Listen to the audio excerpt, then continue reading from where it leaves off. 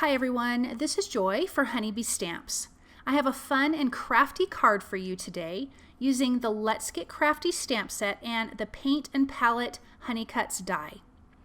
Now I have a piece of white cardstock and I'm going to stamp these images from the Let's Get Crafty stamp set onto this white cardstock with VersaMark ink. I'm going to be doing some Emboss resist, and so I want to get all of my images onto this background. I'm doing it in a couple stages of stamping some images on, sprinkling on the white embossing powder, and then stamping some more images. I'm doing that just so I can see where I stamped my previous images. These images are cute. There's tons of crafty images, paint, paintbrushes, Copic markers, glue, all kinds of fun things, scissors. It's just super cute images. Now that I'm done with the embossing powder, I'm going to heat this through until it's nice and melted. I will know it's melted once all of that embossing powder is nice and shiny.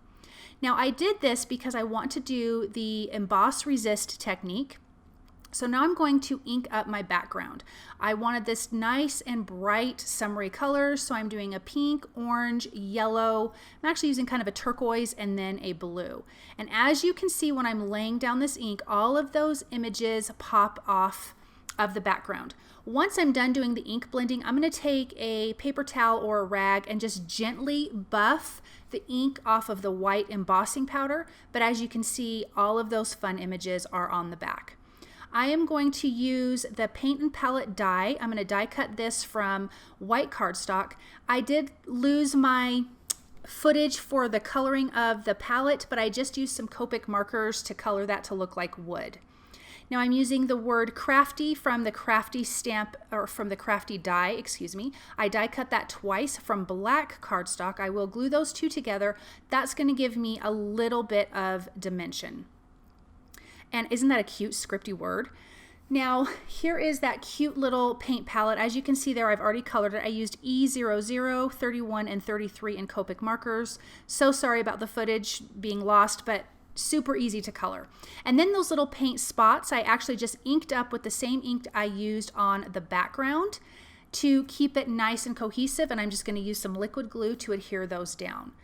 Now here is that cute crafty die, and I'm going to glue those two words together, again just using some liquid glue and Honeybee Stamps tweezers to hold that while I'm adding the glue to the background.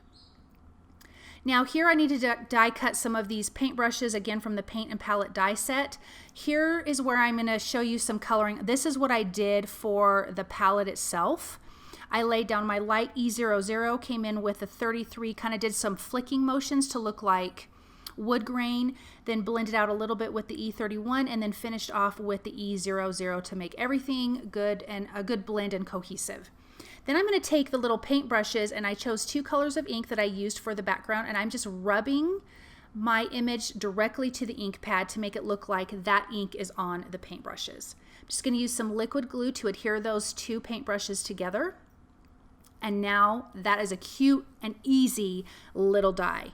So let's put this card together. I'm using some tape runner, and I trimmed down my background 1/8 of an inch on all sides, and I'm adhering that to a white A2 size card base. I'm going to adhere down that paint palette just with my tape runner, kind of towards the bottom there. And then with the word crafty, I'm going to adhere that down. But first I wanted to add some glossy accents so that die cut word was not in the way. I am adding the glossy accents to the little paint spots, and I really think that this makes this pop off of the card. It is really super cute and a great detail. Now I'm going to add some glue to that word crafty and just add that to the center of my card. Then I'm going to come in with these cute paint brushes, and I want to line it up with the coordinating paint spots on my palette.